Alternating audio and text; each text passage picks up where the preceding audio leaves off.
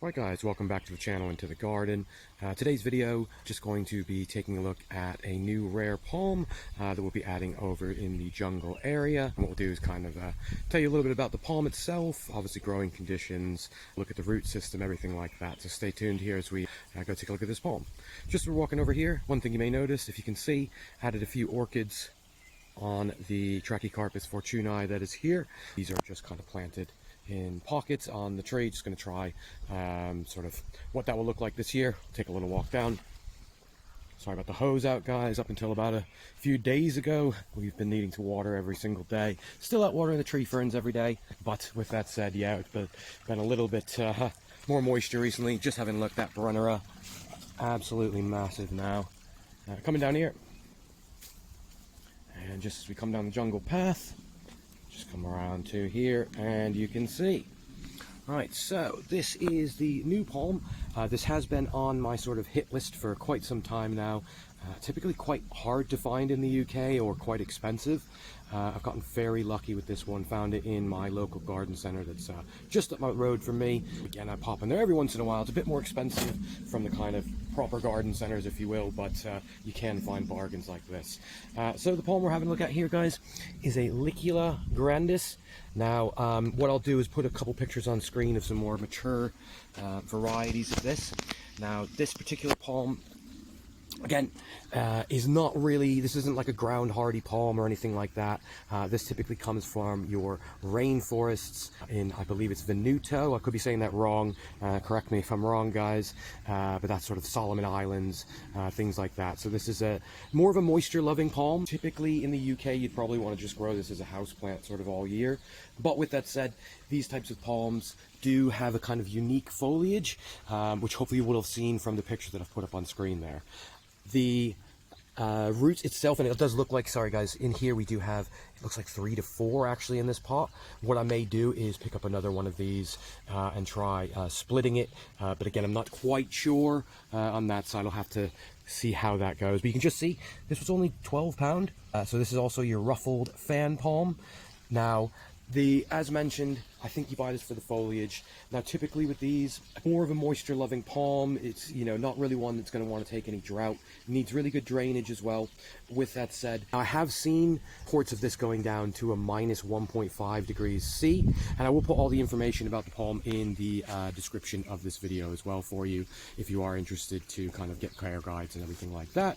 But yes, I have seen, you know, this can go down to a minus 1.5 degrees C. Now, really, that is the outer limits with this palm. You know, you're talking 1 in a million type of thing there. Typically, this has got to be your sort of 18 to 24 degrees C sort of temperature range that it's going to be fairly happy with, and you really don't want to let it go much below sort of a 10 degrees C minimum. But I may end up, as I say, sort of picking up another one of these and, you know, do an experiment, see if we can get it through in the ground. Of course, we're trying our Phoenix Robellini in the ground this year. The Washingtonia was in the ground, it still is in the ground. That was unprotected, but I think this year, as it has gotten through, barely. I'm going to protect this area, as you can see here, some sort of like box or quite decent protection, try and keep it above 0 for the entire winter. And we'll take a look at that when it does come to that time, but of course, yeah, let's not think about the winter now. Just coming down here again, what I will do is just stop quickly and get it out the pot so you can just see the root system on this one. So I've had to do this really delicately here, and there's hardly any roots. It does look like it's in more of a kind of garden soil. You've got a little bit there, but the plant does look fairly happy itself, so I think what I'll do is probably keep it in the existing pot for now, as it doesn't look completely pot bound or anything like that. And I will plant this in the ground in the pot, as this one will be coming inside for the winter. Again, I'm going to think about getting another one at that price and trying it in the ground with protection over the winter here. I'll just quickly get it back in the pot and show you where we're going to be planting this, and I'll show you it planted where I'd like to kind of get it. Just before I do that, just wanted to show you this one. I've left the tag here because I'm really bad with names. Picked up this here, really small leaves on it, and I think it's great because it'll provide like a nice sort of evergreen ground cover as well. And that's your Areniaria Balearica, I think. Again, not really great with these sorts of names. Another one of the large sempervivums here, which you can see is quite a nice size on that, and these do put out some lovely flowers as well. But with that said, let's just get this into where it's going to go. Got that in the ground now.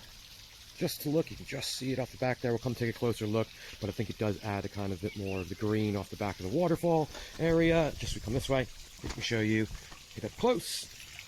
So I've decided on this position here, and you can just see what I've done is to bury the pot. So it's still in its pot, the original pot. It is sort of lifted up slightly. I've put gravel all underneath it, giving it the adequate drainage there while it is kind of going through its first year. Now, one thing to also mention with these palms, similar to, you look at this and it looks almost like a strap leaf of some baby palms. And of course, this is a small plant, so these are kind of almost like its strap leaves. You could say, it's going to be a few years old at this point, but it doesn't actually ever open and sort of pinnate, kind of go like something like the shamrock. So it doesn't open up the fronds like that. It's going to stay as one full solid leaf, and these can get nearly sort of 365 degree big fan leaves as well. With growing height, I think in the UK, with our conditions, you probably won't get it more than 1.5, 2 meters perhaps. Because it comes from those rainforest environments, it really likes the high humidity, high moisture. Now, of course, that's the reason I've planted it in this particular area. With this being the kind of proposed jungle area, we've got the tree ferns and other things like that in there. All of these plants typically in this area are going to require a little bit higher moisture, humidity. This area gets watered a lot more often than the rest of the garden, so it kind of made sense to get this one in here. And just as we step back a little, I think it does kind of fit in quite nicely. Now, of course, things like the shamrocks, when it does grow up, it's going to take up a lot more space. But with this coming inside and out each year, I've got the chance to kind of move it to where I want to. Well, of course, these are going to be staying in the ground as well. Just below that, I think the lupins had a nice kind of, again, different sort of structural leaf pattern compared to the rest. So you've got lots of different styles of leaf just in this little tiny area here. Another reason we wanted to plant it in this particular area, with it being something, again, I've kind of been lusting after this palm for quite some time and really excited to kind of see it grow. And for that price, I really couldn't help but pick one up.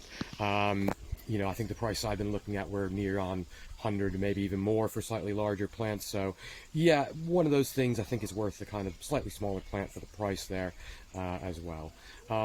With that said, yeah, love to hear your comments on this palm. What do you guys think of this?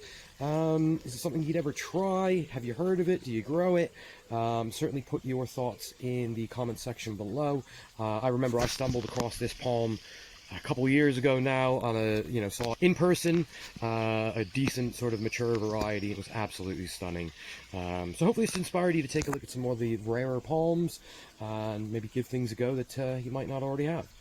With that said, yes, of course, check out the friends of the channel, be in the comment section below. All of the information on this plant will be in the description of this video as well. And of course, if you're not subscribed to the channel, feel free to do so. I think we're going to do some more specific plant videos as we go here. But of course, thanks for watching. See you on the next one.